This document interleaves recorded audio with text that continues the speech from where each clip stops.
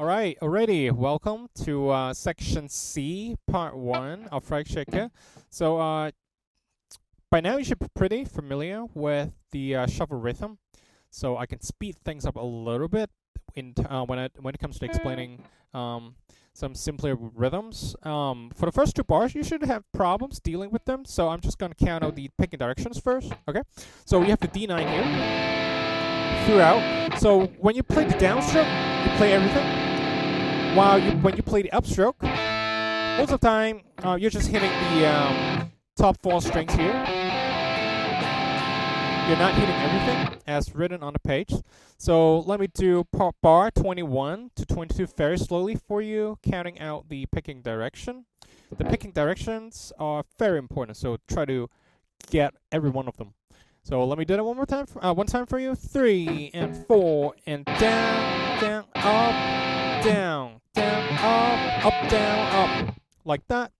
One more time. 3 and 4 and down, down, up, down, down, up, down, up. All right. So bar 23, starting from the end of 4 of bar 22, is the first. I think one of the most trickiest part in this song. So fingering wise, you want to grab the 7th fret with the 3rd finger, and then grab the A with your 1st finger. But it's sort of like a bar.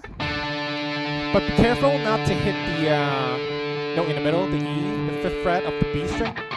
So like that. And then grab the hammer on to the blue note, the flat 5, the E flat with your pinky. And pull off. Sorry for the noise, so better. So upstroke to get the A, and then downstroke. Grab the C with an upstroke, like that. So very slowly. If you play these two, trying to get these two notes at the same time, you have to use your pick and your middle finger. So like that again. So use your middle finger to grab that top A note. So again, the notes. Hammer on, pull off, upstroke, and then down, up. So when I practice, I would suggest you to target beat 2 of bar 23. I'm going to do that 3 times, so you can rewind that and practice along with me. So this is how I would practice it. So I'm going to start on the end of 4 of bar 22. So very slowly, 1 and 2 and 3 and 4. Target. That's it. So 2 more times, okay? 1 and 2 and 3 and 4. Target this note.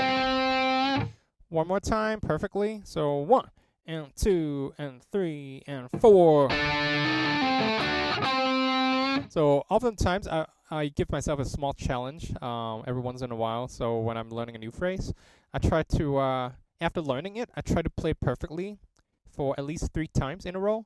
And do me in a row. So if you screw up the last time, say, pretend that I'm playing the 3rd time. Oops, I made a mistake there, so it doesn't count. You have to start from the top. So you have to play 3 times perfectly in a row.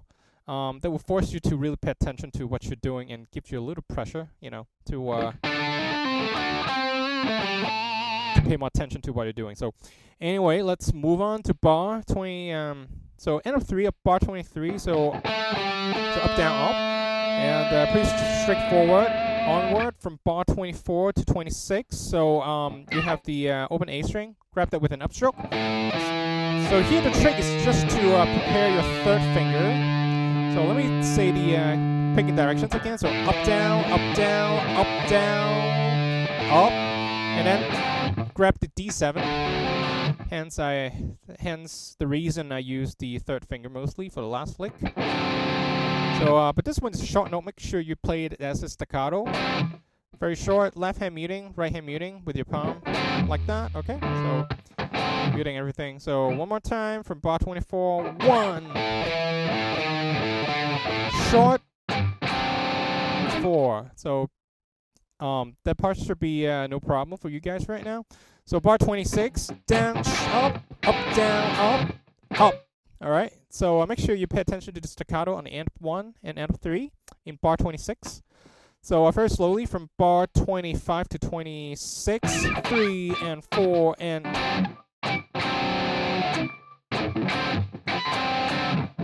like that. So bar 27, shift your left hand to grab the E7 chord, and I chose to accent the first beat and also the third beat, because that would give me 2 groups of 6 notes, which is a pretty good feel. Sometimes when I subdivide these, I try to accent certain notes, and that way I wouldn't feel like I'm lost in a furious, set of strums. Sometimes you could lose yourself in that and lose time. So you won't be able to keep time well. So it's best to actually accent certain notes and decide in advance. So what I'm doing is I'm actually accenting the 1 and 3. So let me do that very slowly for you. So 1, 1. The second one should have been a 3. So let me do that one more time. So 1, 3, 1. Perfect. So that's the way that I do it. And with the distortion, the effect's not very pronounced, but the goal is to actually remind yourself how many notes there are to play.